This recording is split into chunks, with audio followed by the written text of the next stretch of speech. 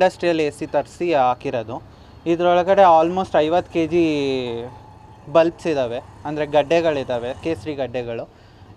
ಈ ಕೇಸರಿ ಗಡ್ಡೆಗಳು ಎಲ್ಲೂ ಸಿಗಲ್ಲ, ಕಾಶ್ಮೀರಿಂದನೇ ತರಿಸ್ಬೇಕು.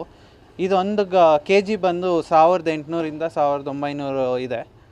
ಇಲ್ಲಿ ನಾವು ಕೇಸರಿ ಬೆಳೆಯೋದು ಒಂದು 50 ಗ್ರಾಮ್ ಬೆಳಿಬೋದು. ಜಸ್ಟ್ ನಾನು ನನ್ನ ಸ್ನೇಹಿತರೆಲ್ಲ ಕಾಶ್ಮೀರಲ್ಲಿದ್ದಾರೆ, ಫ್ರೆಂಡ್ಸ್ ಎಲ್ಲ, ಅವರೆಲ್ಲ ಬೆಳೀತಾರೆ ಅಲ್ಲಿ ಕಾಶ್ಮೀರಲ್ಲಿ, ಅವ್ರ ತಂದೆ ಅವರೆಲ್ಲ.